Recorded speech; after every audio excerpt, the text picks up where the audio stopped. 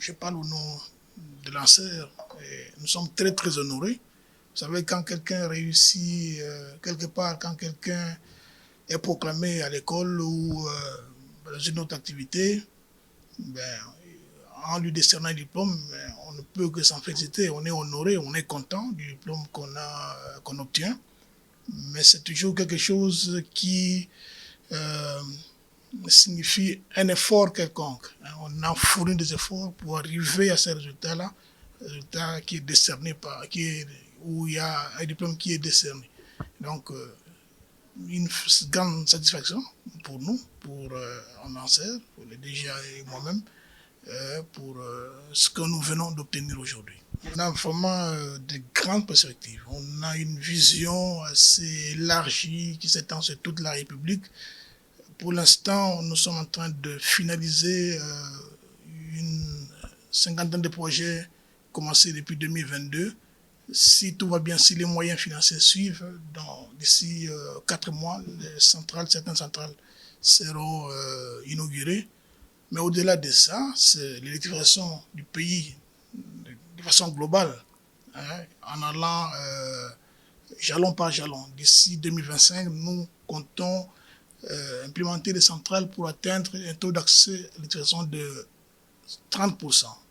En 2028, nous espérons, en 2030, pardon, nous espérons atteindre 50%, et en 2045, nous ne serons peut-être pas nous, et ce sera à 100%, donc le taux d'accès universel. Nous avons plusieurs projets qu'on doit exécuter, qui sont en train d'être mûris dans nos services. Si tout va bien et si les moyens financiers sont à notre disposition, on va atteindre ce taux que nous venons de citer. Mais certes, nous avions reçu l'appui gouvernemental, mais ça fait 2 ans. Mais aujourd'hui, nous sommes très avancés par rapport aux perspectives présentées par le DG tout à l'heure. Nous avons des ambitions, nous avons une cinquantaine de chantiers en cours.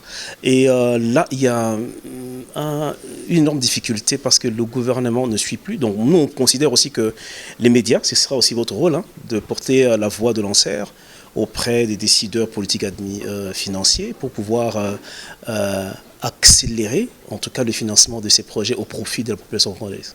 Une opportunité pour nous parce que nous sommes comme les arbitres entre les décideurs mais également le gouverné. Alors c'était une occasion pour nous de voir la République du Congo est un pays à la taille continentale qu'il le faut électrifier à travers toutes ces provinces et les différents territoires.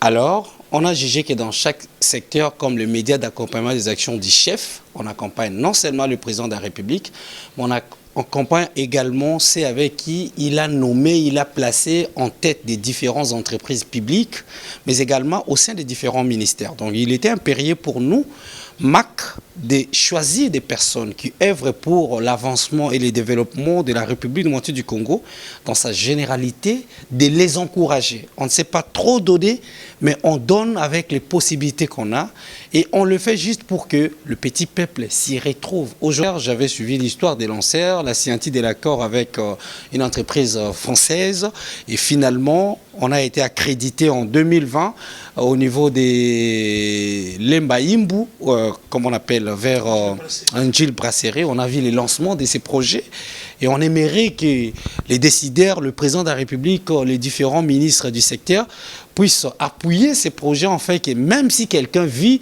dans un endroit où il y a l'accessibilité, il n'y aura pas l'accessibilité, mais qu'il puisse bénéficier quand même de l'éclairage public pour que chacun puisse vivre en paix. Parce que sans l'éclairage, c'est l'obscurité, et c'est ce qu'on comprend avec les phénomènes dont on a déploré toujours les kuluna, les banditismes à travers différentes villes, quartiers et dans des endroits. Donc, on a décerné ces prix pour les encourager tout simplement à faire mieux, mais également à accomplir la vision dont on les a ordonnés pour l'exécuter, afin que le projet du président de la République, Félix Antoine Tshisekedi, puisse aller de l'avant. Voilà ce que je pourrais dire en quelques mots.